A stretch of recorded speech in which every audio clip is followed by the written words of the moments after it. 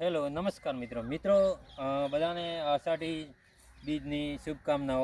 અને મિત્રો આજે આપણે એક અગત્યનો ટોપિક લઈને આવ્યા હતા કે જેમાં મગફળીના વાવેતરને લગતો હતો। જે મેં મગફળી વાવેલી છે એ મગફળીને વાવેતરને સમથિંગ 30 દિવસથી 35 દિવસ જેવું થયું છે।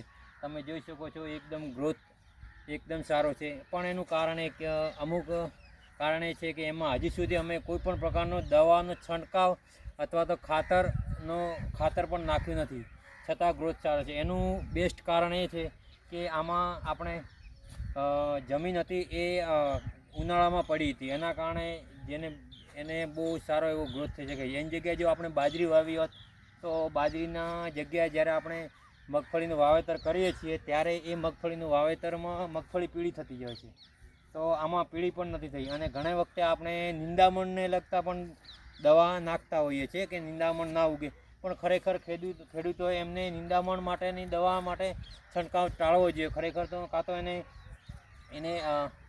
કોઈ પણ એક સાધન કે રોપડી કે દ્વારા એમને ખરપી દેવું જોઈએ, અથવા તો એને કોઈ પણ મજૂર રાખીને કાઢવું જોઈએ। તો જેટલો બને એટલો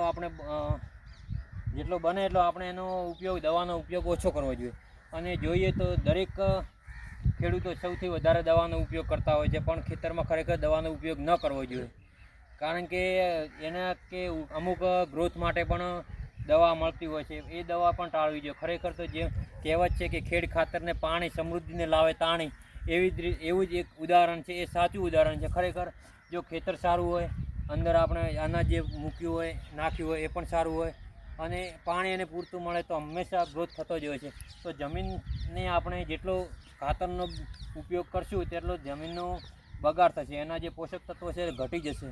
તો આપણે એવું નથી કરવાનું, હંમેશા આપણે છે ને જેટલું બને એટલી દવાનો છંટકાવ ઓછો કરવાનો છે। આપણને બજારમાં પણ જોવા મળતી હોય છે દવાઓ કે આ દવા નાખશો તો આટલો ગ્રોથ થશે, આ દવા સાથે તો આ રીતે તમારે અંદર જે પણ બેસવાનો છે દાણો એ પણ એટલો બેસશે, પણ એ સારું નથી, કેમ કે એ દવાના બળ ઉપર જ થતું હોય છે, પણ એ ખાવા માટે પણ સારું નથી, એ હેલ્ધી નથી હોતું। છતાં આપણે ટાળીએ જેટલું બને ત્યાં સુધી જાતે એમાં દવાનો કોઈ પણ પ્રકારનો છંટકાવ ન કર્યા વગર નિંદામણ કાઢવું, અને એને લગતું બીજું કોઈ પણ આપણે ધારો કે એના સિવાય કોઈ દેશી ઉપાય હોય તો એનો ઉપાય કરવો જોઈએ। ખરેખર દરેક ખેડૂતોએ તમે જોઈ શકો છો આ મગફળી 35 દિવસની થઈ છે, હજી સુધી કોઈ પણ ખાતરનો કે કોઈનો પ્રયોગ કરવામાં આવ્યો નથી, છતાં કેટલી સારી મગફળી ઊભી છે। તો ખરેખર એક તો ઉનાળામાં જ્યાં બને ત્યાં સુધી આપણે બાજરી આ જગ્યાએ નથી વાવી, એ જ જગ્યાએ મગફળી વાવી છે, એના કારણે ખાસ તો સારું મગફળીનું જે ગ્રોથ થયો છે। એના સિવાય બીજું કે આપણે જ્યાં સુધી છાણિયું ખાતરનો ઉપયોગ કરીએ તેટલું બેસ્ટ છે। તો આપણે દરેક ખેડૂતોને વિનંતી કરીએ છીએ કે કોઈ પણ પ્રકારનું ખાતર ને દવા એ બને ત્યાં સુધી આપણે નાખવાનું ટાળો, અને દેશી ઉપાયથી ખેતરને જે પણ આપણે ઉત્પાદન લેવાનું તો લઈ શકશો તમે। તો જો તમે જોઈ શકો છો આપણે મારી મગફળી, શૈલેષભાઈ બતાવજો મગફળી, તમે જોઈ શકો છો 35 દિવસમાં કેટલો સારો ગ્રોથ થયો છે।